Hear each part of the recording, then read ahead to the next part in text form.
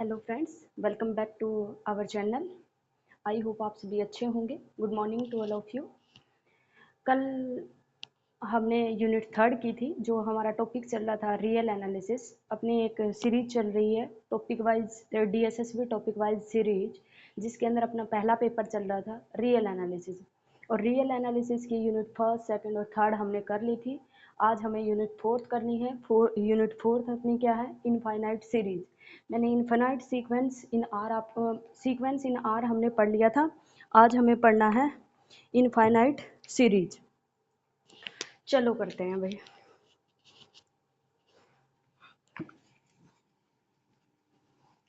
Infinite series.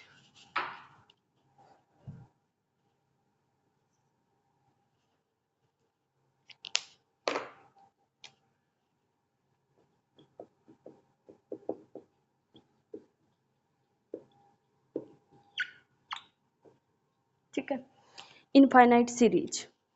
Infinite series के लिए a series of n term, a series of n term is generally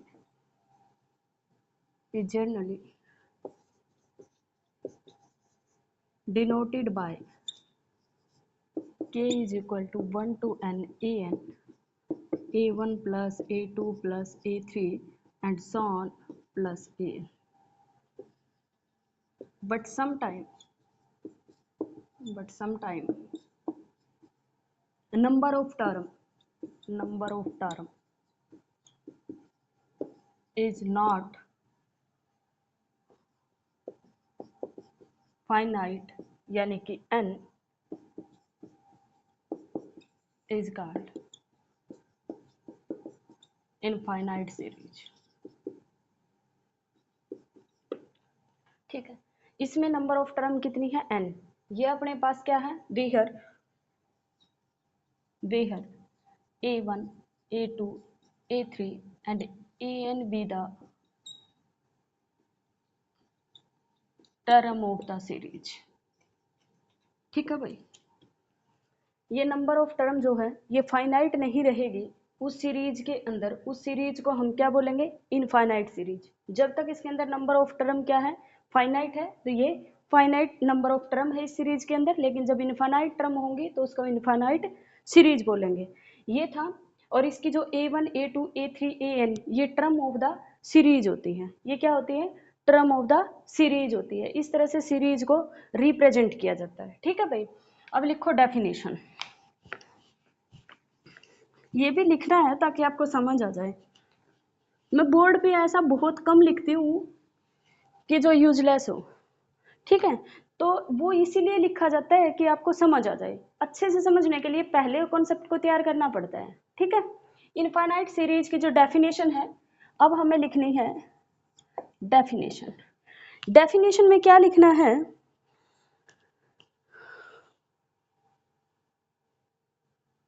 a series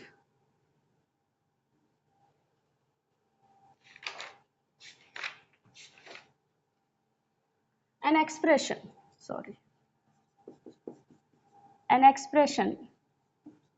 of the form an is equal to 1 to infinity an belongs to real number, is said to be an infinite series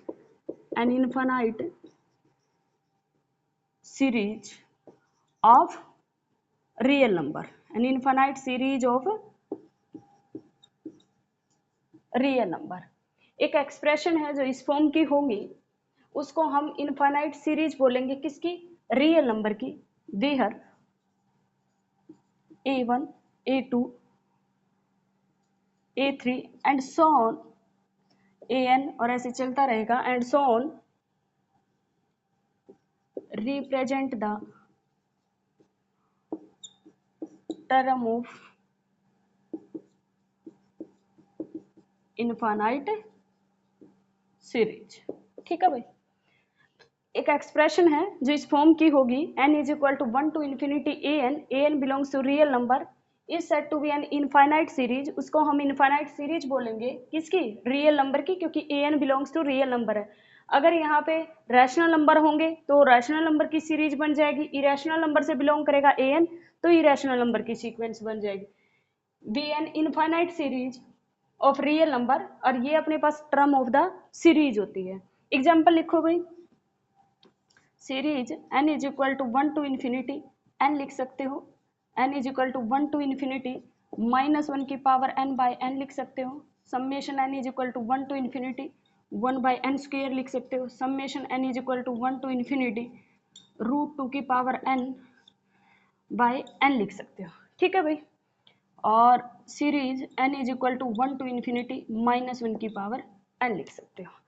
ये अपने पास series है जो infinite series है, ये भी infinite series है, ये भी इनफाइनाइट सीरीज है, और ये भी अपने पास, ये जो सीरीज है बाउंडेड रहेगी, ये भी बाउंडेड रहेगी, ये भी बाउंडेड रहेगी, ये अनबाउंडेड रहेगी, और ये ओसिलेट करेगी। क्लियर है भाई? ठीक है, इनफाइनाइट सीरीज की डेफिनेशन क्लियर हो गई है।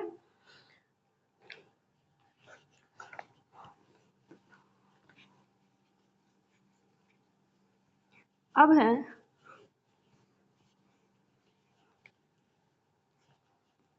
Sequence of partial sum. Next अपना रहेगा सीक्वेंस ऑफ, टॉपिक तो इनफाइनाइट सीरीज ही चल रहा है, यूनिट 4 है ये।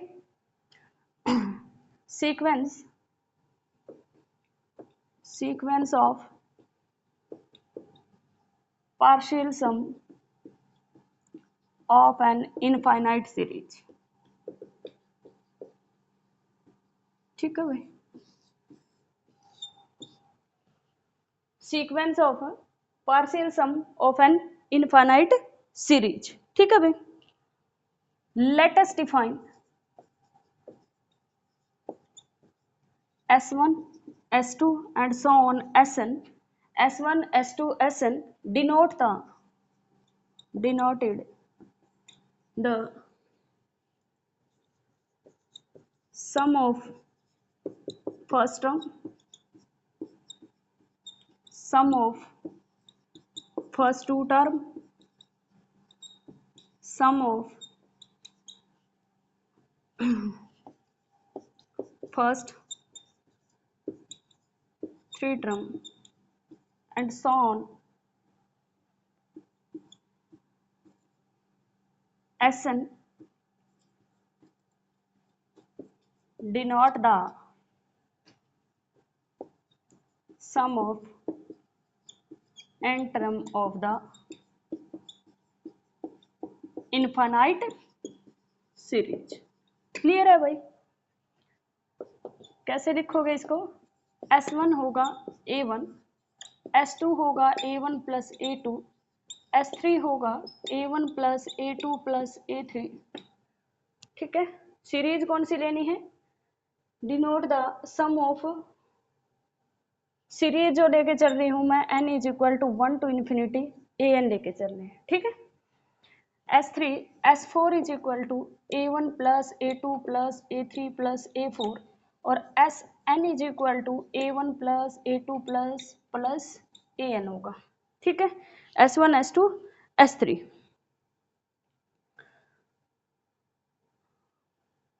द टर्म S1, ठीक है, क्लियर हो गया इतना? S1 S2 Sn ये अपने पास क्या डिनोट कर रही है? सम डिनोट कर रही है किसका? इस सीरीज का। Sum of first term of the series, sum of first two term of the series, sum of first three term and so on. Sn denote the sum of n term of the infinite series. कौन सी infinite series है? An। Infinite series यहाँ लिख लो, infinite series n is equal to 1 to infinity an belongs to real number. ठीक है भाई, sum of first term, some S2 denote कर रहा है sum of two term, S3 sum of three term, S4 sum of four term, और Sn denote the sum of n term of infinite series An। Clear है भाई? S1 S2 Sn को हम क्या बोलेंगे? S1 S2, अब लिखना आगे। ठीक है, द टर्म इससे आगे लिखना है, ठीक है, इससे आगे the term S1 S2 and Sn represent the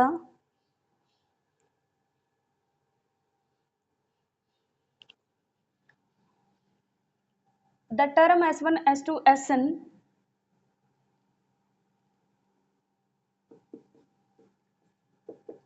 is said to be sequence of partial sum of an infinite series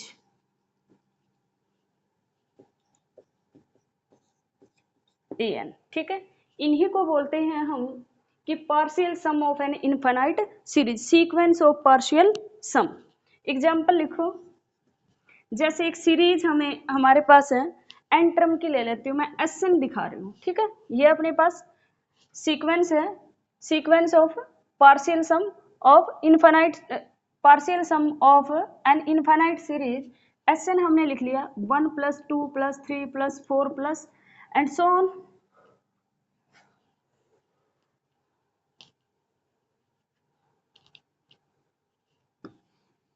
समझाना 1 + 2 + 2 का स्क्वायर + 2 की क्यूब एंड सो ऑन 2 की पावर n तक, ठीक है भाई।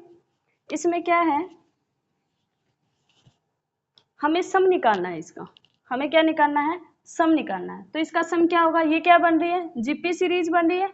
और जीपी सीरीज का क्या होता है, जीपी सीरीज में होता है आर की, अगर अपने पास ए आर की पावर n - 1 बाय में r - 1 if r greater than 1 है, ठीक है। तो यहाँ पे क्या होगा, a की वैल्यू कितनी है 1, r की पावर कितनी, 2 की पावर n - 1 डिवाइडेड बाय 2 - 1 क्या आ गया, 2 की पावर n - 1, और इसी को रिप्रेजेंट कर देंगे s। ये क्या आ गया अपने पास, सम आ गया n टर्म्स का, किसकी, Sn का, सम ऑफ Sn, यानी कि सीक्वेंस ऑफ पार्शियल सम का, sequence of partial sum of infinite series. और जो सीरीज बनेगी इससे जो सीरीज बनेगी, यानी कि जो सीरीज an है उसी की, तो ये क्या थी, सीक्वेंस ऑफ पार्शियल सम थी n टर्म का। तो इसका भी जो सम आएगा वो 2 की पावर n - 1 ही होगा। क्लियर है, ये Sn का क्या है, सम है, जिसको हम रिप्रेजेंट कर रहे हैं 2s से, 2n - 1 आया है। क्लियर है भाई, ठीक है, ये सम आ गया। क्लियर, Sn क्या है यहाँ पे, Sn एक सीक्वेंस है, यहाँ पे सीक्वेंस ऑफ पार्शियल, मैंने बताया ना सीक्वेंस ऑफ पार्शियल सम दिखाएंगे ये, यानी कि ईच क्या बनेगी, सीक्वेंस बनेगी। क्लियर है। नेक्स्ट हमें चेक करनी है अब कन्वर्जेंस। क्या चेक करनी है, कन्वर्जेंस, किसकी, इनफाइनाइट सीरीज की। Check the convergence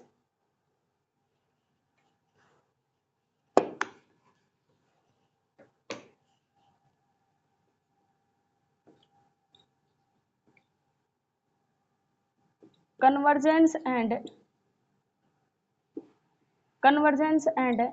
divergence, convergence and divergence of infinite series, ठीक है, convergence and divergence of infinite series. Clear है भाई।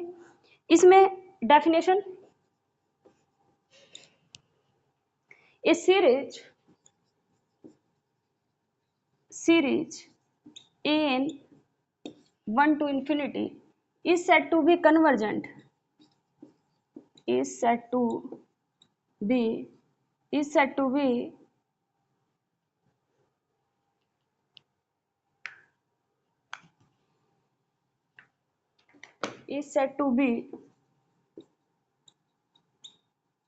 convergent, क्या हो रहा है पता नहीं, is said to be convergent if the sequence of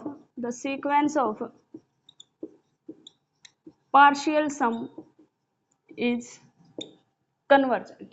एक सीरीज है an, उसको हम कन्वर्जेंट बोलेंगे अगर sequence of partial sum is convergent, अगर sequence of partial sum represent कर देंगे Sn से इज कन्वर्जेंट। अगर ये कन्वर्जेंट कर जाता है तो infinite series sequence of partial sum of an infinite series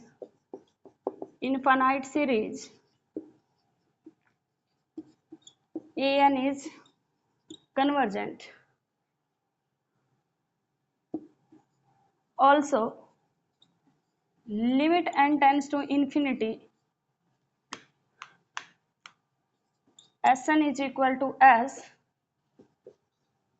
then sum of series An is equal to में S।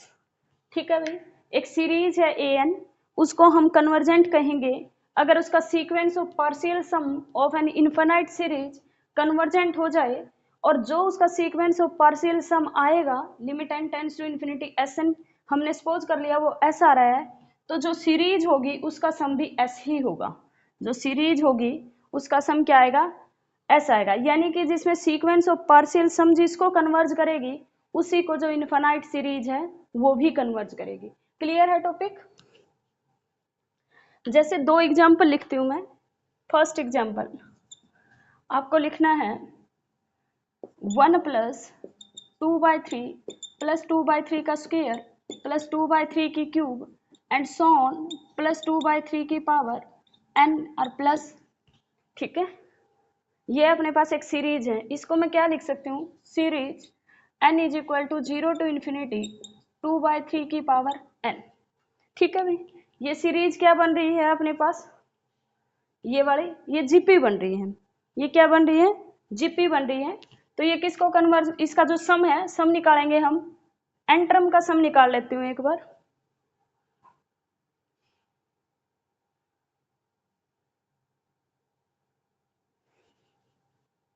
ये अपने पास सीरीज है, मैं इससे Sn लूंगी तो क्या बनेगी?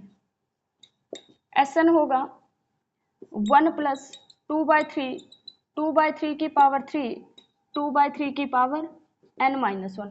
यहाँ मैंने n क्यों नहीं लिया? क्योंकि मैंने 0 से स्टार्ट कर रखा है। Sn डिनोट कर रही तो मतलब उस सीक्वेंस में n टर्म होगी, तो n-1 तक जाएगा। 0 से n-1 तक कितनी टर्म होगी? n टर्म हो जाएगी। तो अपने पास फाइनाइट, ये अपने पास क्या फाइनाइट जीपी है, और इसमें r की वैल्यू कितनी होगी? 2/3 होगा। r लेस देन 1 है, जब भी r लेस देन 1 होता है तो जीपी का फॉर्मूला सम का क्या होता है? a 1 माइनस आर की पावर n, 1 माइनस आर की power n divide by 1 minus r, अगर r की वैल्यू क्या है? लेस देन 1 है। क्लियर है भाई? और यही फॉर्मूला लगाओ, क्या हो जाएगा? 1 माइनस 2/3 की power n divide by 1 minus 2/3, और लिमिट क्या रहेगी? n tends to infinity. ये तो किसको अप्रोच कर जाएगा? 0 को। जब भी यहाँ 1 से छोटी टर्म हो और limit n tends to infinity, एक चीज बता दूं, लिमिट अगर जा रही है n tends to infinity, a की पावर n दे रखा है, a की वैल्यू अगर लेस देन 1 है तो ये ऑलवेज जो रिजल्ट देगा वो 0 देगा, और अगर a की वैल्यू ग्रेटर देन 1 है तो ये जो रिजल्ट देगा वो इनफाइनाइट देगा। ठीक है भाई, तो ये अपना 0 बन गया। इसका एलसीएम लोगे तो कितना आ जाएगा? 3। इस सीक्वेंस का जो सम आएगा वो 3 आएगा। अगर इस सीक्वेंस का सम 3 है तो ये जो इनफाइनाइट सीरीज बन रही है जिसको इक्वल लिखना है हमें, n is equal to 0 to infinity 2/3 की पावर n, इसका जो सम आएगा ना बच्चे वो 3 आएगा। ठीक है, 2/3 की पावर n, तो इसका जो सम आएगा वो कितना आएगा? 3 आएगा। क्लियर? जो सीक्वेंस ऑफ पार्शियल सम का सीक्वेंस ऑफ पार्शियल सम जिसको कन्वर्ज करती है उसी को इनफाइनाइट सीरीज भी कन्वर्ज करेगी। क्लियर है? क्लियर है? ठीक है, अब सिमिलरली डाइवर्जेंस के लिए, डाइवर्जेंस में क्या होता है? a series a series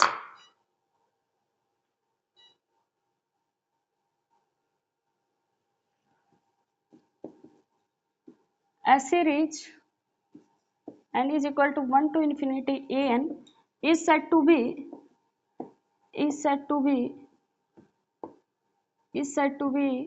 and divergent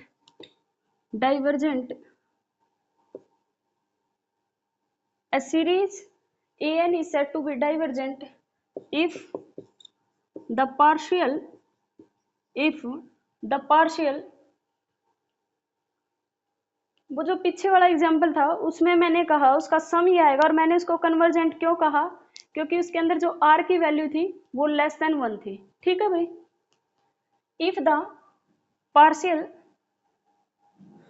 partial if the sequence of partial sum if the sequence of partial sum is sequence of partial sum of an infinite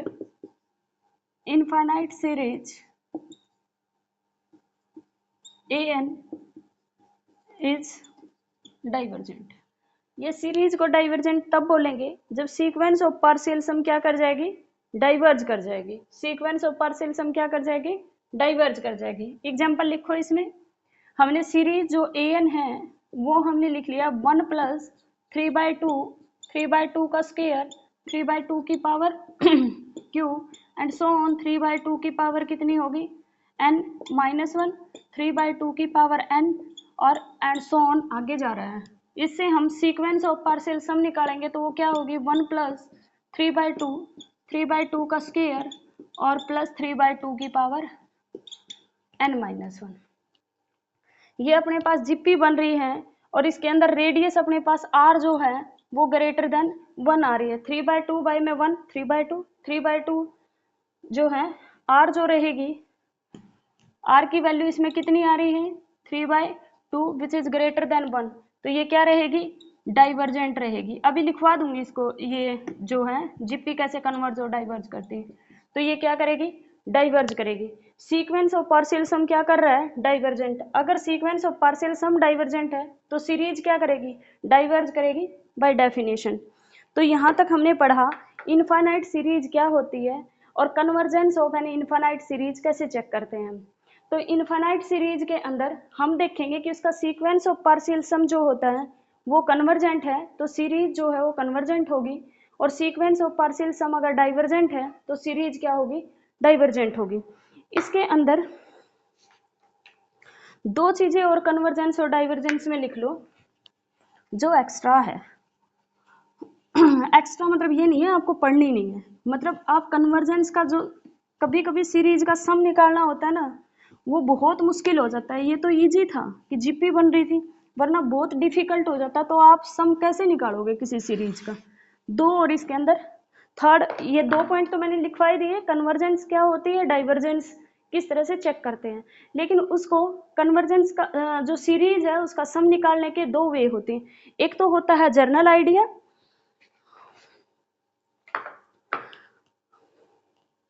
topic डाल लो, how to find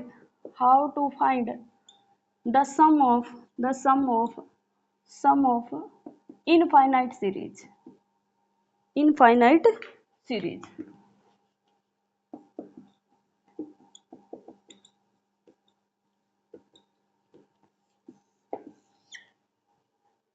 जिन भी दोस्तों ने BSc के बाद अगर आप सीधा अभी आप सीक्वेंस एंड सीरीज पढ़ रहे हैं तो आपको बहुत मेहनत की जरूरत है इस टॉपिक में। ये टॉपिक बहुत इंटरेस्टिंग है, लेकिन आपको बहुत ज़्यादा इसमें पढ़ना पड़ेगा, आपको एक एक चीज़ का ध्यान रखना पड़ेगा। तो इसको एक बार नहीं 2-3 बार आपको पढ़ना पड़ेगा। जो ग्रेजुएशन के बाद अब मतलब बीए और बीएससी जो भी आपने किया, ग्रेजुएशन के बाद अगर आप सीधा अभी पढ़ रहे हो इसको तो इस टॉपिक को कई बार आपको पढ़ना पड़ेगा, सीक्वेंस और सीरीज का, क्योंकि इससे ही लिंक्ड जो 2 टॉपिक है हमारे सिलेबस में, सीक्वेंस ऑफ द फंक्शन और series of the function. Series of the function और सीक्वेंस ऑफ द फंक्शन, अगर आपको सीक्वेंस और सीरीज रियल नंबर के ही नहीं पता होगा तो आप फंक्शंस की कैसे निकाल पाओगे। तो आपको कई बार ये टॉपिक पढ़ना पड़ेगा। ये टॉपिक बहुत ईजी है, आप देखना अपने आप, मतलब आपको पता लगने लग जाएगा कि ये कन्वर्जेंस है, डाइवर्ज है कर रही है, किसको डाइवर्ज कर रही है। ठीक है। How to find the sum of infinite series, उसके 2 वे हैं। एक तो आप क्या कर सकते हो, जर्नल आइडिया। एक तो किससे होगा, जर्नल आइडिया से, जर्नल आइडिया। और दूसरा क्या रहेगा, टेलीस्कोपिक सीरीज, दूसरा रहेगा telescopic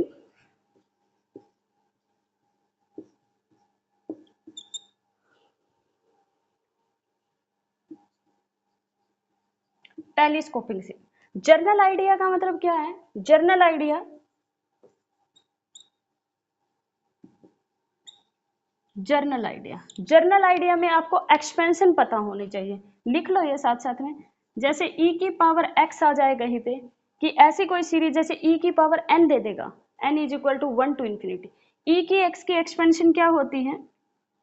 1 plus x square by में 2 फैक्टोरियल, एक्स की क्यूब बाय में 3 फैक्टोरियल, एक्स की 4 बाय में 4 फैक्टोरियल एंड सो ऑन। ठीक है, e की x। यहीं पे अगर साइन x आ जाए तो x सारी की सारी ओड टर्म आएगी, इसमें से e की x में से सारी की सारी ओड टर्म लोगे तो क्या आएगा? x और प्लस माइनस साइन आएंगे, x माइनस एक्स की cube by 3 factorial plus x की 5 बाय में 5 फैक्टोरियल, एक्स की 7 बाय में एक्स की 7 बाय 7 फैक्टोरियल प्लस एक्स की 9 बाय में 9 factorial and so on. nth term यहाँ भी लिख देती हूँ, nth टर्म क्या आएगी इसमें? x की पावर n बाय में n फैक्टोरियल। यहाँ पे क्या आएगी? -1 की पावर, यहाँ पे हमने सेकेंड टर्म में कितना आया था? -1 की पावर 2 आई थी या 1? माइनस आ रहा है तो इसका मतलब क्या आएगी? 3 आएगी। यहाँ पे कितनी आएगी? 1। तो हमने क्या लिया? x की पावर कितनी ले ली? 2n प्लस 1, तो यहाँ पे भी आएगी 2n प्लस 1, बाय में क्या होगा? 2n प्लस 1 का फैक्टोरियल। सिमिलरली अगर हमें सम निकालना है cos x का, तो यहाँ पर अगर ओड टर्म आई है तो बची हुई टर्म इसमें आ जाएंगी। 1 प्लस एक्स की पावर 0 को 1 लिखते हैं, एक्स की 1 माइनस एक्स स्क्र बाय में 2 फैक्टोरियल प्लस एक्स की 4 बाय में 4 फैक्टोरियल एंड सो ऑन, -1 की पावर 2n, एक्स की पावर 2n बाय में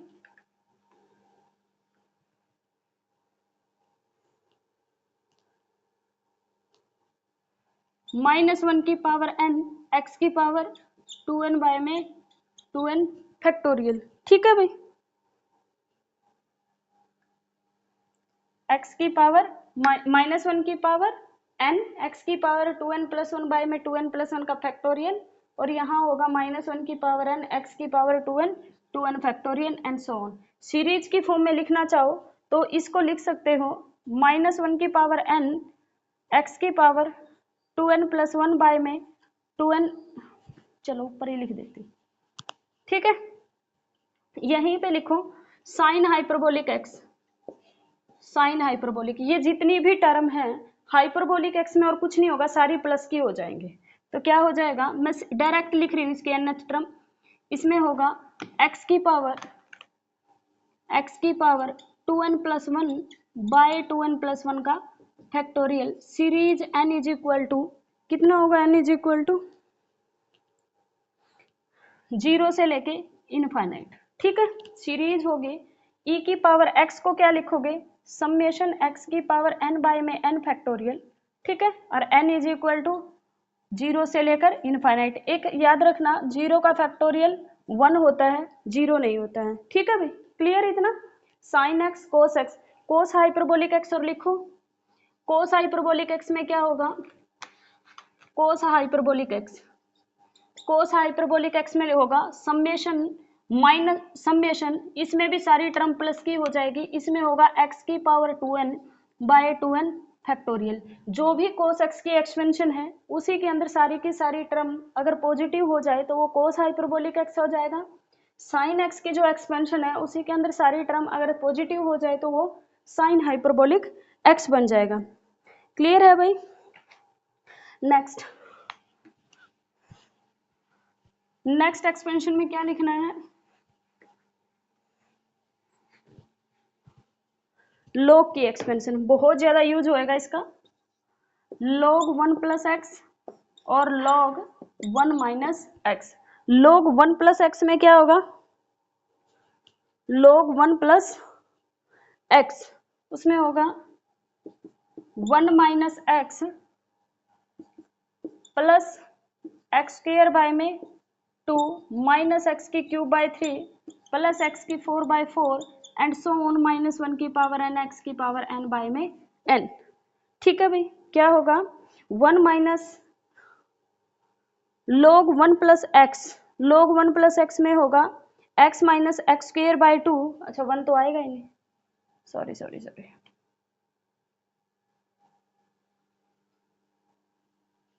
x minus x square by 2 plus x की क्यूब माइनस एक्स की 4 बाय में 4।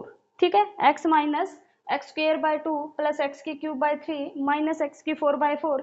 इसको याद करने की जरूरत भी नहीं है, पता है किससे आती है, जैसे हमें एक्सपेंशन पता है 1 बाय में 1 माइनस 1 प्लस एक्स की एक्सपेंशन क्या होती है माइनस 1 की पावर n एक्स की पावर n, n कहाँ से 0 से इनफाइनाइट तक।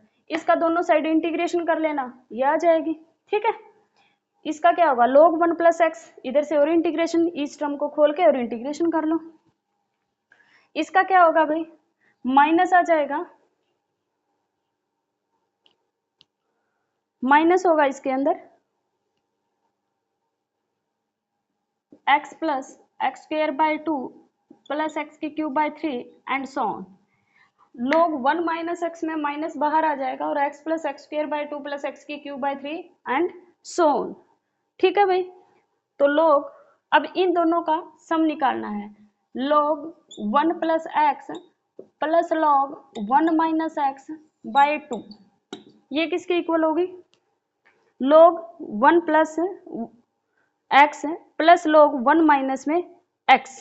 ठीक है, और दोनों का डिफरेंस लेना है 1 प्लस एक्स माइनस, ये क्या होगी log 1 प्लस एक्स वाली minus of x square by 2 plus x की 4 बाय 4 प्लस एक्स की 6 बाय 6 एंड सो ऑन, सारी की सारी इवन टर्म आ जाएगी और बाहर क्या लग जाएगा नेगेटिव। लेकिन अगर इनके बीच में डिफरेंस है log 1 plus x minus log 1 minus x divide by में 2, ये किसके इक्वल होगा, ये इक्वल होगा सारी की सारी odd term x plus x की क्यूब बाय 3 प्लस एक्स की 5 बाय 5 प्लस एक्स की 7 बाय 7।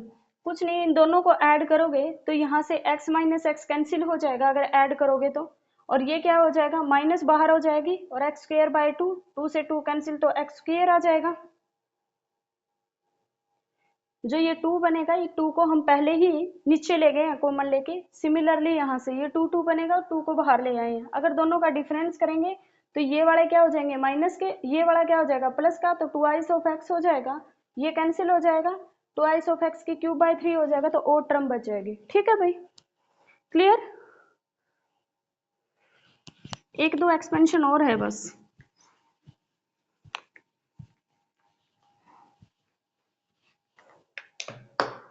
अगर 1 बाय में 1 माइनस एक्स है तो सीरीज x की power n, n is equal to 0 to infinity. ठीक है, और अगर 1 बाय में 1 प्लस एक्स आ जाए तो माइनस 1 की पावर n x की power n summation n is equal to 0 to infinity. 1 by 1 minus x का स्क्वायर आ जाए तो ये होता है n प्लस 1 एक्स की power n summation n is equal to 0 to infinity. ठीक है भाई, ये कुछ एक्सपेंशन है जिसको जर्नल आइडिया की हेल्प से हम सम निकालेंगे सीरीज का। दूसरा अपने पास आता है टेलीस्कोपिंग सीरीज। वो कैसी सीरीज होती है, a series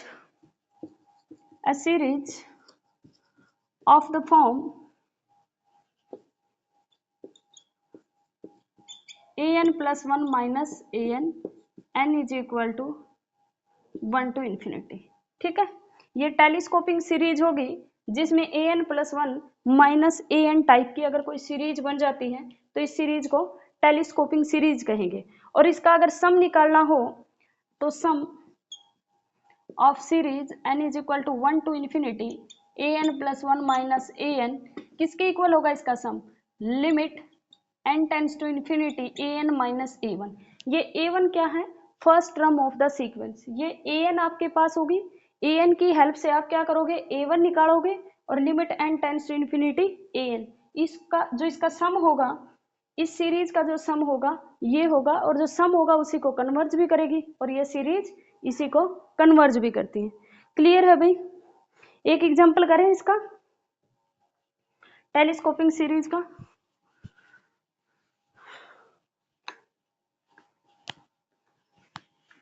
एग्जाम्पल में लिखो, टेलीस्कोपिक सीरीज जो है उसका एग्जाम्पल लिखो, ठीक है। एग्जाम्पल में लिखना है summation n is equal to 1 to infinity n square minus n plus 1 by में n, ठीक है। इसको हम क्या लिख सकते हैं,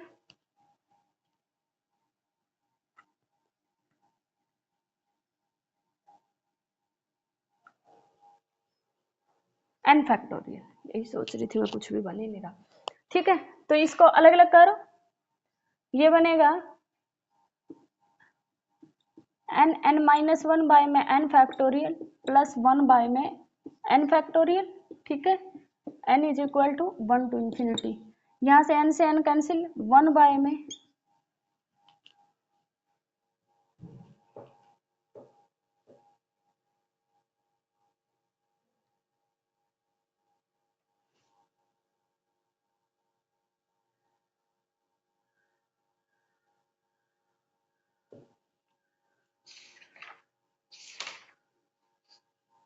सॉरी, दूसरा एग्जांपल लिखो भाई, ये है कन्वर्जेंसी चेक करनी। Series n equal to 1 to infinity n plus 1 n plus 2, ये किसके इक्वल होगी, series n is equal to 1 to infinity 1 by में n प्लस 2 माइनस 1 बाय में n प्लस 1,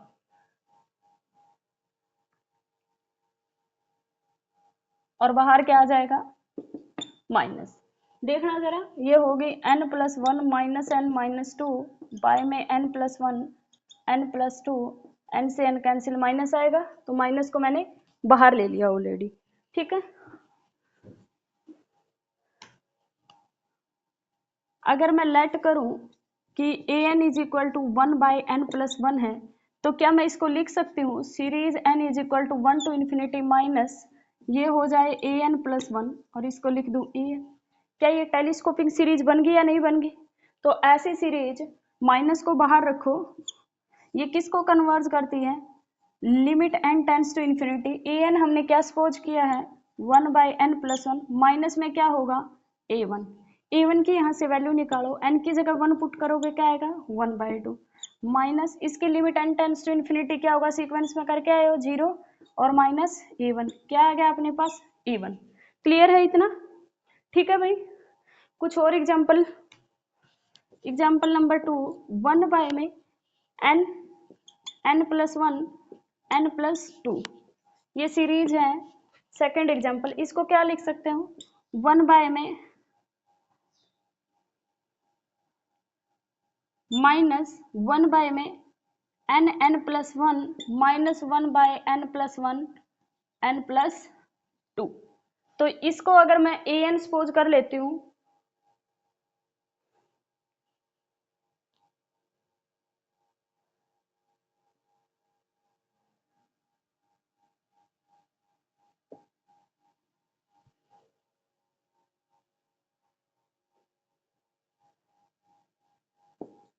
वन बाय में 2 और इसको लिख सकते हैं n plus 1 minus n plus 1 n plus 2। इसका एलसीएम लेके देखना क्या आ जाएगा, यहाँ पे 2 आ जाएगा, तो मैंने पहले ही 1 बाय 2 कर दिया। क्लियर है? तो इसको क्या लिखेंगे, अब 1 बाय 2 को बाहर रखो, limit n tends to infinity, इसको क्या ले लेंगे an, नहीं इसको लेना पड़ेगा an माइनस an प्लस 1 है, माइनस कॉमन लोगे वही बनेगा, तो limit n tends to infinity 1 by में n प्लस 1 माइनस n की जगह 1 पुट करोगे तो कितना आएगा भाई 1 बाय 2। ठीक है, कुछ तो गलती है। हाँ, इसको क्या करोगे, हमें तो ये टेलीस्कोपिक बने ही नहीं, इसको टेलीस्कोपिक बनने के लिए क्या करना पड़ेगा, माइनस कॉमन लेनी पड़ेगी। ये आ गया अपने पास, limit n tends to infinity 0 हो गया, तो आंसर कितना आया 1 बाय 4। एक बार दोबारा बता देते हूँ, ये अपने पास सीरीज दे रखी थी, मैंने 1 बाय 2 क्यों किया, क्योंकि अगर मैं इसको करूंगी, इसका एलसीएम लूंगी या माइनस है बीच में, 1 by n plus 1 -1/n+1, n+2 इन कैल्शियम लूंगी तो ऊपर आ जाएगा 2, तो 2 से 2 कैंसिल करने के लिए ऑलरेडी 2 से डिवाइड कर दिया, तो ये अपने पास an है, ये an+1 है। टेलीस्कोपिक सीरीज कहती है an+1 माइनस an होना चाहिए, तो माइनस को क्या कर लिया इसमें से कॉमन ले लिया, तो -½ कर दिया। किसको कन्वर्ज करती है ये, limit n tends to infinity, limit n tends to infinity an minus a1 को। अगर an ये है तो a1 की वैल्यू कितनी होगी, n की जगह 1 पुट करो, 1 बाय में 1, 1 + 1 कितना हो गया, जैसे यहाँ पे हमने an सपोज किया था 1/n+1, यहाँ पे an सपोज करेंगे 1/n+1, तभी तो इस फॉर्म का बनेगा। तो यहाँ पे फिर a1 की वैल्यू निकालोगे तो कितनी आएगी 1/2। तो मैंने क्या किया, limit n tends to infinity an minus में क्या कर दिया a1 की वैल्यू ये माइनस ऑलरेडी यहाँ भी थी 1/2 इंटू, ये तो 0 को अप्रोच कर गया, सीक्वेंस में हमने पढ़ा है, तो 1/2 इंटू 1/2 कितना हो गया 1/4। तो इस सीरीज का जो सम है वो कितना आ गया 1/4।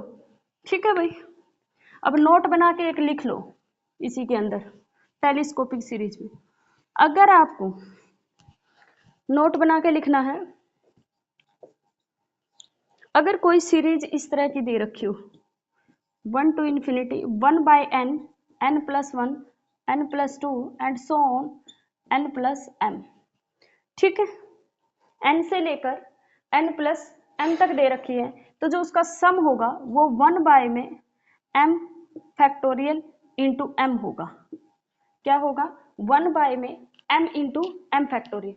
आपको सबसे पहले यहाँ से 1/m, जैसे मैंने वहां पे लिया था, वहां पे क्या था 1 बाय, पिछले एग्जाम्पल में कुछ ऐसा था, ठीक है, तो मैंने क्या किया था, यानी कि जो सीरीज दे रखी थी वो कैसे दे रखी थी 1/n, n+1, n+2। देखना मैंने लास्ट में 1/2 बाहर लिया था, तो आप सिमिलरली 1/m क्या करोगे बाहर ले लोगे, 1/m स्टार्टिंग में बाहर ले लोगे, फिर इसको सोल्व करोगे तो वो माइनस में लेना पड़ेगा बाहर, फिर वो माइनस में आएगा लास्ट में, तो स्टार्टिंग में -1/m आपको बाहर लेना पड़ेगा, फिर यहाँ पे आपको limit n tends to infinity करनी पड़ेगी और माइनस में a1 करना पड़ेगा, तो ये आएगा, इसका जब a1 निकालोगे तो ये एज इट इज रहेगा माइनस का 1/m, और यहाँ पे आएगा -1/m फैक्टोरियल ऑलवेज, तो ये बन जाएगा 1/m m फैक्टोरियल। ठीक है, अगर कोई भी सीरीज इस तरह की गिवन है तो ये नोट बना के लिख लो, अगर ये कोई सीरीज गिवन है तो इसका जो सम होता है वो इक्वल होता है 1/m इंटू में m फैक्टोरियल। ठीक है भाई, ये होता है m/m m फैक्टोरियल। क्लियर है इतना?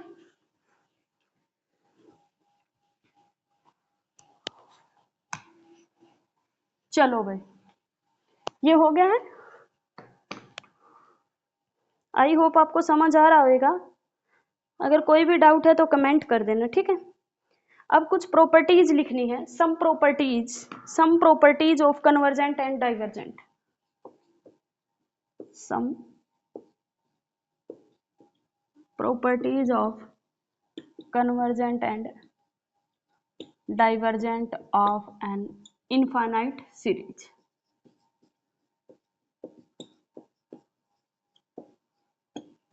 ठीक है भाई, प्रॉपर्टी नंबर 1 क्या कहती है, फर्स्ट प्रॉपर्टी क्या कहती है, द अल्टरेशन और ओमिशन,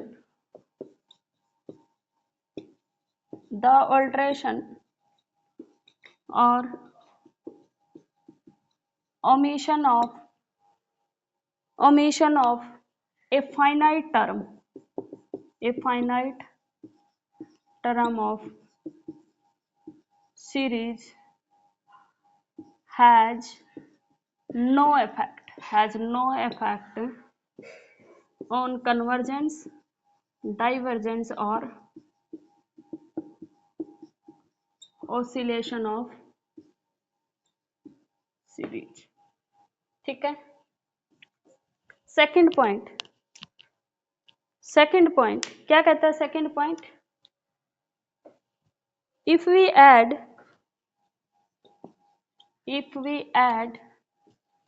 और सब्ट्रैक्ट, मैंने एक में ही लिख दिया ये ऐड और सब्ट्रैक्ट के दोनों, if we add of subtract और subtract of finite number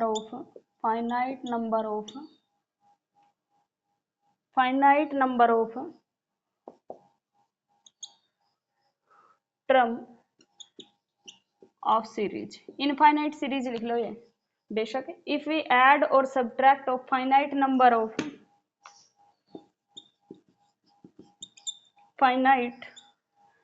of term of series has no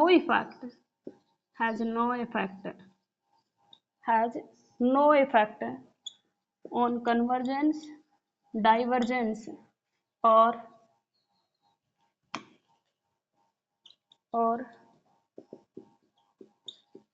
oscillation of series। ठीक है। Third point,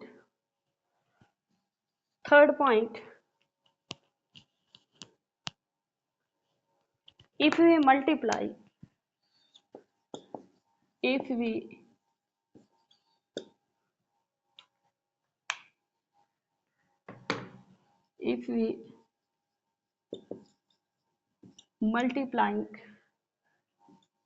multiplying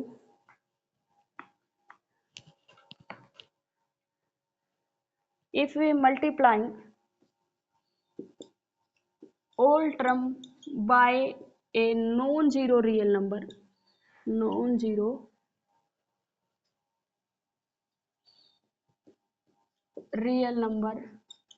has no effect on convergence, divergence or oscillation of series।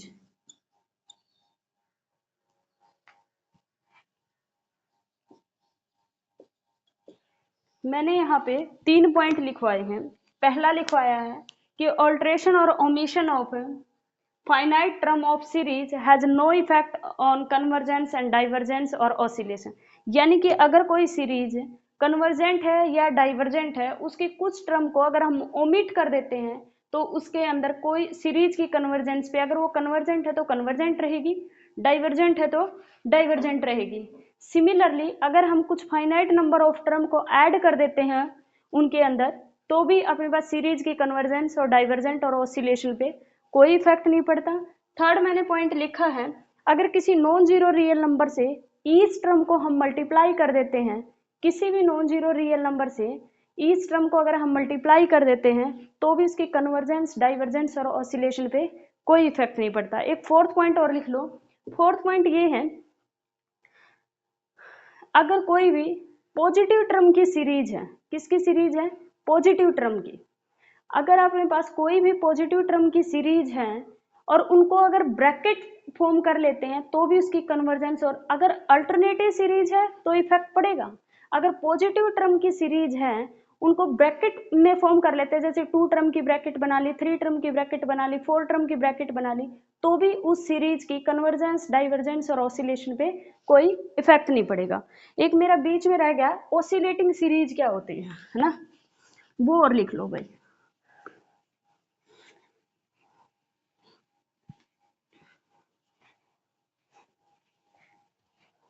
oscillating series,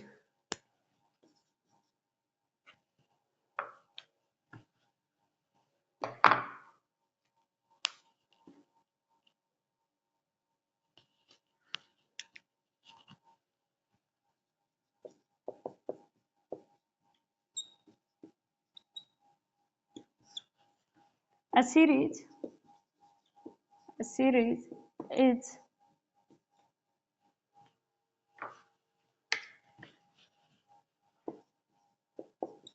series is neither convergent nor divergent, is called oscillating series। ठीक है, अगर कोई series ना converge कर रही है ना डाइवर्ज कर रही है तो उसको बोलेंगे ऑसिलेटिंग सीरीज। एग्जाम्पल लिखना है अपने पास 0 इफ n इज इवन और 2 इफ n इज ऑड, ये फाइनाइट ऑसिलेटिंग सीरीज है। और दूसरा इनफाइनाइट के लिए लिखना है तो 0 इफ n इज प्राइम और n if n is not prime, या अदरवाइज लिख लो, ठीक है। अगर प्राइम है तो 0 रहेगा, और अगर अपने पास नॉट प्राइम है तो ये रहेगा, ये अपने पास क्या रहेगी, ऑसिलेटिंग इनफाइनाइट होंगी, और ये ऑसिलेटिंग कैसे होंगी, फाइनाइट होंगी। ये ऑसिलेट करेंगी फाइनाइटली, ये ऑसिलेट करेगी इनफाइनाइटली, ये डाइवर्जेंट नहीं होंगी, ठीक है भाई, क्लियर है। Oscillating series.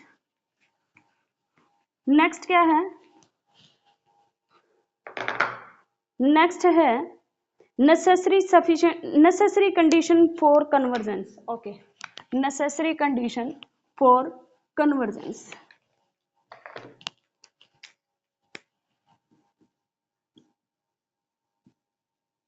necessary condition for convergence। Necessary condition convergence के लिए होता है अगर कोई भी इनफाइनाइट सीरीज है, कोई भी इनफाइनाइट सीरीज है, कोई भी इनफाइनाइट सीरीज है, an infinite series, necessary condition है an infinite series an is equal to 1 to infinity, the limit n tends to infinity an must be 0 but converse not true, but converse not true। ये कह रखा है अगर कोई भी infinite series है, necessary condition ये है कोई भी इनफाइनाइट सीरीज है तो उसकी nth टर्म क्या रहेगी, 0 रहेगी, उसकी nth टर्म क्या रहेगी, 0 रहेगी। जैसे इसका प्रूफ भी करना है तो प्रूफ में क्या करोगे, छोटा सा प्रूफ है, प्रूफ में बस थोड़ा समझाने के लिए an क्या है, कन्वर्जेंट, an क्या है, कन्वर्जेंट। अगर an कन्वर्जेंट है तो इसका सीक्वेंस हमने मान लिया कि an जो है वो s को कन्वर्ज कर रही है, ठीक है, किसको कन्वर्ज कर रही है, s को। तो सीक्वेंस ऑफ पार्शियल सम से हमने क्या कर लिया, limit n tends to infinity, मैंने पहले an लिखा, an लिमिट बाद में ले लेंगे, पहले an बताओ क्या बनेगा, an क्या मैं ये लिख सकती हूँ इसको कि an लिखना है मुझे, Sn में से Sn-1 सब्ट्रैक्ट कर दो, ये मेरे पास क्या है, सम है n टर्म्स का, ये सम है n-1 टर्म का। अगर सम ऑफ n टर्म में से n-1 टर्म का जो सम है उसको मैं सब्ट्रैक्ट कर दूंगी तो यहाँ पे मेरे पास क्या बचेगा, सिर्फ एक टर्म बचेगी an। लिमिट ले लेते हैं n टेंड्स टू इन्फिनिटी दोनों side, limit n tends to infinity an, तो लिमिट तो क्या होती है, Sn-1 करेंगे, limit n tends to infinity Sn और minus limit n tends to infinity Sn-1। हमने कहा था जिसको इनफाइनाइट सीरीज कन्वर्ज करती है उसको sequence of partial sum converge करेगी, और जिसको sequence of partial sum converge करती है उसको इनफाइनाइट सीरीज कन्वर्ज करेगी। तो ये s को कन्वर्ज करेगी तो ये किसको कन्वर्ज करेगी, s को, ये भी किसको कन्वर्ज करेगी, s को, तो क्या आ गया, 0। यानी कि limit n tends to infinity मैंने an लिया तो मेरे पास क्या बन गया, 0 बन गया। क्लियर है भाई, क्या बन गया, 0। यानी कि यहाँ से ये क्लियर हो गया कि अगर कोई भी कन्वर्जेंट सीरीज है तो उसकी nth टर्म 0 होगी। इसको बेसिकली कन्वर्जेंस चेक करने के लिए यूज नहीं करते बल्कि डाइवर्जेंस चेक करने के लिए ज्यादा यूज करते हैं। क्यों, देखो एग्जांपल लिखो, इसमें एग्जांपल लिखो, अगर कोई सीरीज कन्वर्जेंट है, मैंने ले लिया जैसे अगर कोई सीरीज कन्वर्जेंट है 1/n² क्या है, कन्वर्जेंट, इसकी जो an बनेगी वो 1/n² बनेगा। लिमिट लेना n tends to infinity 1/n² क्या आगा, 0, क्योंकि ये सीरीज क्या थी, कन्वर्जेंट, ये सीरीज कन्वर्जेंट। लेकिन एग्जांपल से नहीं, ये तो मैंने रिजल्ट ही बता दी, इसका कन्वर्स ट्रू नहीं है, उसका एग्जांपल लिख लो। कन्वर्स के लिए एग्जांपल लिखो, 1/n limit n is equal to 1 to infinity. ये सीरीज क्या होती है, डाइवर्जेंट होती है, हम आगे प्रूफ करेंगे। ये सीरीज डाइवर्जेंट होती है बाय पी टेस्ट, हम आगे करेंगे। लेकिन इसकी nth टर्म लेना, an is equal to 1/n, और limit n tends to infinity लेना, वो 0 आ रहा है। यानी कि मैंने कहा अगर अपने पास कोई सीरीज कन्वर्जेंट है तो उसकी nth टर्म पक्का 0 होगी, ये हमने इसका प्रूफ कर दिया। अब कन्वर्स ट्रू नहीं है, उसके लिए एग्जांपल देना पड़ेगा। तो 1/n मैंने एक सीरीज ले ली, पी टेस्ट से आगे प्रूफ करेंगे ये डाइवर्जेंट होती है, जबकि इसकी nth टर्म क्या है 0, nth टर्म 0 है बट सीरीज कन्वर्जेंट नहीं हुई ना, सीरीज क्या होगी डाइवर्जेंट, तो कन्वर्स क्या नहीं है ट्रू नहीं है। क्लियर हो गया भाई। अगर nth टर्म 0 है लेकिन ये सीरीज डाइवर्जेंट है, अगर सीरीज कन्वर्जेंट है तो उसकी nth टर्म 0 होगी, प्रूफ करवा दिया मैंने। इसका कन्वर्स ट्रू नहीं है, एग्जांपल दे दिया। क्लियर है, क्लियर है भाई। नेक्स्ट, यही है नेसेसरी कंडीशन। इसको यूज कैसे करते हैं, इसको यूज करते हैं जैसे वो दे देगा cos 1/n, sin 1/n और 1/n, ये सीरीज है, सॉरी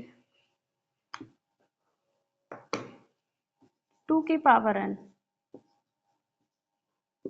1/n की पावर 1/n। ये चेक करना, limit n tends to infinity लूंगी, यहां से a जो अपने पास क्या बनेगा an होगा, वो क्या बनेगा cos 1/n, यहाँ पे an क्या बनेगा sin, ये हटा दो, इसकी जगह कर लो e की पावर n, ठीक है। यहाँ पे an क्या बनेगा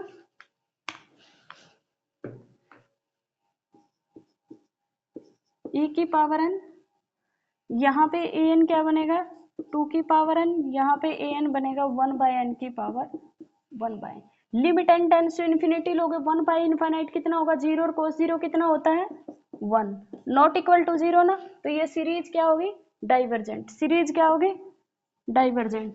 फिर e की power n, limit n tends to infinity लोगे क्या बनेगा e की power infinity, not equal to 0, series क्या होगी डाइवर्जेंट।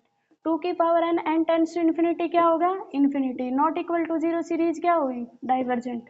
1/n की पावर 1/n तुम निकालोगे 1 आएगा, नॉट इक्वल टू 0, सीरीज क्या होगी डाइवर्जेंट। तो हम इस नेसेसरी कंडीशन को इस तरह से यूज करते हैं। जैसे अपने पास एक और सीरीज n आ जाए, n स्क्वायर आ जाए, n की क्यूब आ जाए, इनमें an लोगे आप तो क्या बनेगा n, limit n tends to infinity लोगे क्या बनेगा infinite, not equal to 0, series क्या होगी डाइवर्जेंट। ठीक है, तो नेसेसरी कंडीशन जो है कन्वर्जेंस की वो इस तरह से यूज करते हैं। ज्यादा से ज्यादा एग्जांपल ये आता है cos 1/n का कि ये सीरीज डाइवर्जेंट होगी या कन्वर्जेंट होगी। तो इस सीरीज को, जो ये वाली सीरीज है, इस सीरीज को हम नेसेसरी कंडीशन फॉर कन्वर्जेंस से चेक करते हैं। क्लियर है भाई, क्लियर है। नेक्स्ट है Cauchy criteria for convergence. Okay, next क्या है Cauchy criteria for convergence. Cauchy criteria for convergence क्या है, एक रह गया बीच में ज्योमेट्रिक सीरीज, क्या रह गया ज्योमेट्रिक सीरीज, जिसको हम जीपी सीरीज बोलते हैं, ज्योमेट्रिक सीरीज। ठीक है, इसको जीपी भी बोलते हैं। Summation r is equal to summation r is equal to 0 से लेके n तक r की पावर n होता है। तो ये किसके इक्वल होता है 1 plus r square plus r की cube plus and so on, a भी लिख सकते हो यहाँ पे। तो फिर ए आर होगा, ठीक है, फिर ए आर की पावर n होगा। ठीक है, ये होगा तो ऐसे होगा। तो ये जो सीरीज होती है इसका जो फॉर्मूला होता है कन्वर्जेंस, और इसका जो सम का फॉर्मूला होता है ये n टर्म तक दे रखा है, तो ये r की पावर n हो गया। तो इसका जो फॉर्मूला होगा वो अपने पास 1 होगा और 1 माइनस आर की power n divided by 1 minus r. अब यहाँ से दो केस बना लो। पहला क्या है, अगर फर्स्ट जो केस है उसके अंदर क्या करना है हमें कि इसमें r की जो वैल्यू रहेगी, r की जो वैल्यू रहेगी, इफ r अगर लेस देन 1 है तो कन्वर्जेंट होगी, और इफ r अगर ग्रेटर देन 1 है तो डाइवर्जेंट रहेगी। ठीक है, इक्वल टू 1 पे भी क्या रहेगी डाइवर्जेंट। अगर r लेस देन 1 है तो कन्वर्जेंट, और ग्रेटर देन इक्वल टू पे क्या रहेगी डाइवर्जेंट रहेगी और लेस देन 1 पे कन्वर्जेंट रहेगी सीरीज। ठीक है भाई, ये था ज्योमेट्रिक सीरीज जो बीच में रह गया था। नेक्स्ट क्या है,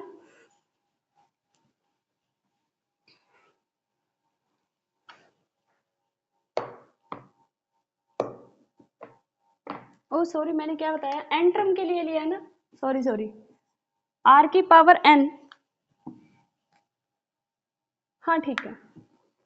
अगर ये इनफाइनाइट सीरीज होगी, n is equal to 0 to infinity r की पावर n, इनफाइनाइट सीरीज होगी तो 1 plus r square plus r की क्यूब एंड सो ऑन चलता रहेगा, तो भी r लेस देन 1 पे ये कन्वर्जेंट होगा और ग्रेटर देन 1 पे ये डाइवर्जेंट। अगर फाइनाइट, अगर अपने पास फाइनाइट है तो वहां पे तो कन्वर्जेंस की बात करेंगे नहीं, वहां पे तो हम क्या करेंगे, सीक्वेंस निकालेंगे कि किसको कन्वर्ज कर रही है, वहां से तो वो कन्वर्ज करेगी, किसको कन्वर्ज करेगी, अगर फाइनाइट नंबर ऑफ टर्म होगी तो अपने पास रहेगा 1 माइनस आर की पावर एन बाय में 1 माइनस आर, उसका सम ये आ जाएगा ए, और आर की वैल्यू क्या है, अगर लेस देन 1 है, अगर आर की वैल्यू ग्रेटर देन 1 है तो उसका सम ये रहेगा आर की पावर एन माइनस में r minus 1 if r greater than 1। कब, जब फाइनाइट है।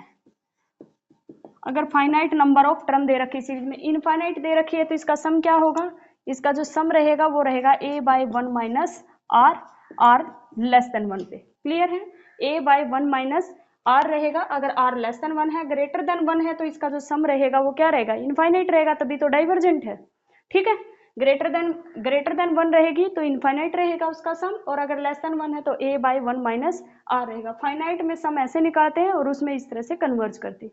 क्लियर है भाई, फाइनाइट में तो ग्रेटर देन के लिए भी निकालते हैं और लेस देन के लिए भी निकालते हैं। क्लियर है, क्योंकि कन्वर्जेंट रहती है हमेशा उसमें तो, लेकिन अगर इनफाइनाइट है तो उसमें आर लेस देन 1 के लिए क्या होगी, कन्वर्ज करेगी, और इनफाइनाइट नंबर ऑफ टर्म है तो आर लेस देन 1 के लिए कन्वर्ज करेगी और आर ग्रेटर देन 1 के लिए, इक्वल टू 1 के लिए डाइवर्ज करेगी। एक बार फिर बता देती हूँ, ज्योमेट्रिक प्रोग्रेशन के अंदर अगर इनफाइनाइट नंबर ऑफ टर्म है, आर की वैल्यू लेस देन 1 है तो कन्वर्ज करेगी, और ग्रेटर देन इक्वल टू 1 है तो डाइवर्ज करेगी, और किसको कन्वर्ज करेगी जाके, ए बाय 1 माइनस आर को जाके कन्वर्ज करेगी। ठीक है, क्लियर है। और फाइनाइट के अंदर तो दोनों में हम सम निकाल सकते हैं, चाहे आर ग्रेटर देन 1 हो चाहे आर लेस देन 1 हो। ठीक है, नेक्स्ट अपने पास टॉपिक क्या आता है, Cauchy criteria for convergence। Cauchy criteria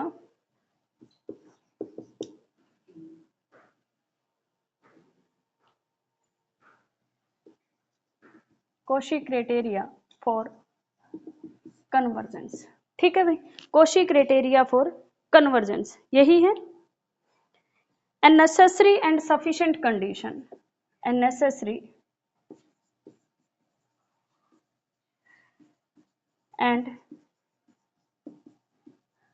sufficient condition, a necessary and sufficient condition for a series,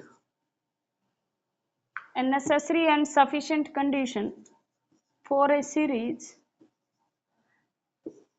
an is equal to 1 to infinity is convergent if for given epsilon greater than 0 there exists a positive integer m such that positive integer है, greater than 0 होगा ही। ठीक है, a m plus 1 a m plus 2 up to a N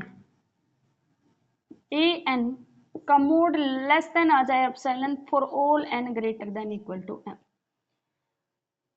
Cauchy criteria for convergence कहता है, यानी कि एक नेसेसरी कंडीशन होती है कि सीरीज कन्वर्जेंट होगी। नेसेसरी और सफिशिएंट का मतलब, अगर सीरीज कन्वर्जेंट है तो एक ऐसा एप्सिलॉन मिलेगा, नहीं, एक गिवन एप्सिलॉन ग्रेटर देन 0 के लिए एक पॉजिटिव इंटीजर m एग्जिस्ट करेगा इस तरह, और अगर अपने पास गिवन एप्सिलॉन ग्रेटर देन 0 के लिए एक ऐसा m मिल रहा है जो इसको सेटिस्फाई करे तो सीरीज क्या होगी, कन्वर्जेंट होगी। ठीक है, रियल नंबर के अंदर एवरी Cauchy इज कन्वर्जेंट और every convergent is Cauchy, but वैसे नोट बना के लिख लो,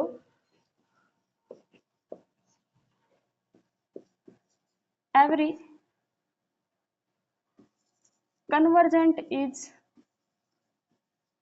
Cauchy but converse